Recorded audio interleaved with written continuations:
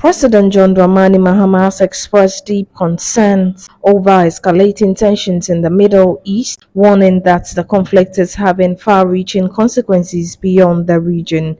Speaking at the Iftar gathering with Muslims at the presidency, President Mahama said the ongoing situation involving the United States, Israel and Iran is not only a regional issue but one that is impacting global stability.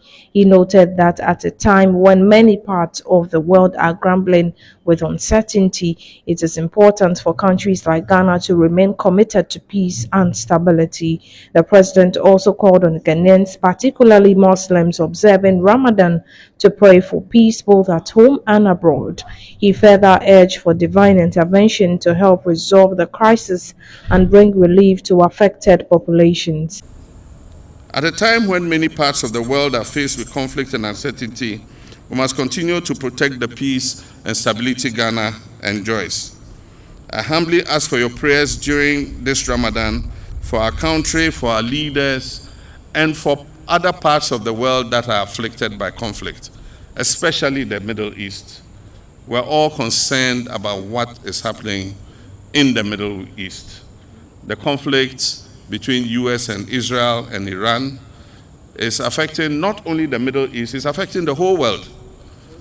And so we pray that Allah will touch the hearts of everybody involved in this conflict and bring peace to the people in the area. And so the Quran teaches us, it says, and hold firmly to the rope of Allah, all together, and do not become divided. We are one people. There's no need for the fighting that is taking place. Unity, solidarity, and faith will continue to guide us as we work together for the progress of our beloved nation.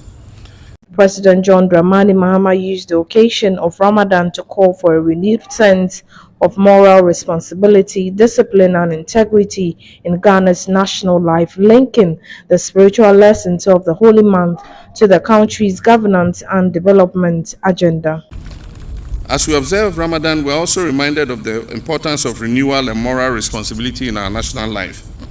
The discipline of fasting teaches us restraint, honesty, and accountability, values that must guide leadership and public service.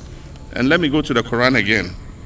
Quran 16:90 teaches us that indeed Allah commands justice, excellence, and generosity to relatives and forbids immorality, bad conduct, and oppression.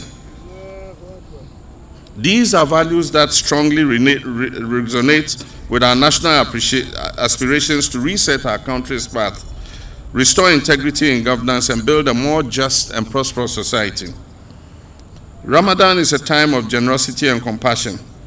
Across Ghana, many Islamic organizations and individuals are providing food, charity, and support for people in need during this holy month. The Quran reminds us of the virtue of such acts. And this is in Quran chapter 2, 261. And it says, the example of those who spend their wealth in the ways of Allah is like a seed of grain which grows 7 spikes. In each spike is 100 grains.